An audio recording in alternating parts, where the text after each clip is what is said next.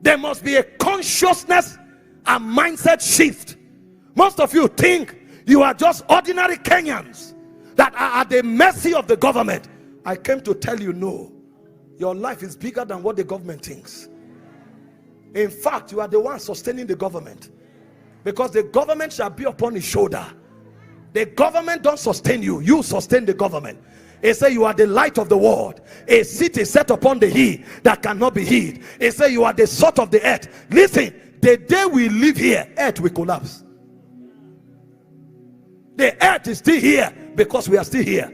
The moment that trumpet blasts and we are carried away, no government will remain. The whole earth will fall into chaos and pandemonium.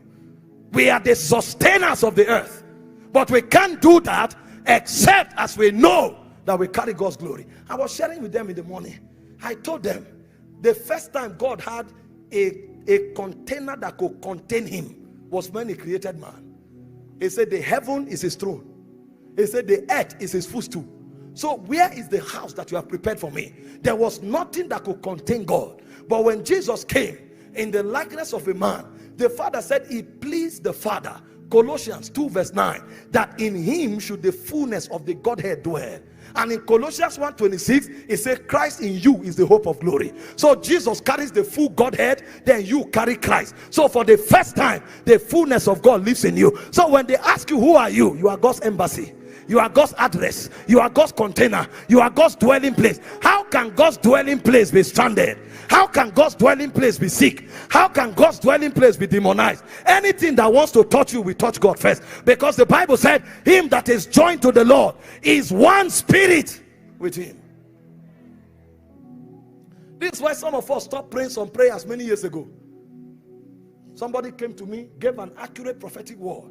He said, please don't go to the village. He said, they want to kill you. I said, what?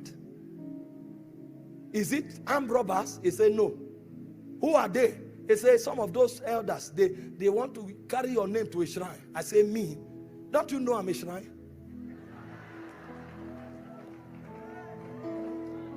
Whose spirit is in that shrine? Check that spirit and check the one in me. The Bible says God is the father of all spirits. Whichever spirit that is in that shrine bows to the one that is in me. So if you take my name to that shrine, if that person is wise, he will say, don't call that name again, go back. And if they make the mistake to call, what will appear there? It may be thunder, it may be lightning. If they return, then God was merciful. Who told you? We don't pray. If you tell me you carry my name somewhere, go and come back. I'm here. I'm God's stronghold. You don't get it? I'm the house of God. All of God's security apparatus, all of God's security infrastructure, they dwell here. They dwell here because the treasures of divinity are inside of me. I am the most defended entity on this planet. Demons know me, sir. They know me. And I'm not bluffing. I travel from nation to nation. Every day I roar and they run away.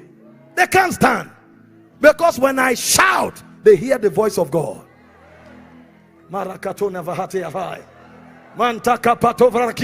Somebody wants to pray in the Holy Ghost for 1 minute. The power of God is touching someone already. Come on, come on. Marotia, Fakapatea, Zakata, Rakavino, Ragabate. They say you are just a girl. They say you are just a boy. They misunderstood you. An ancient spirit is inside you. You are as old as that spirit. You function by his power. You function by his wisdom. You are not alone. You carry something that was before the earth was created. In him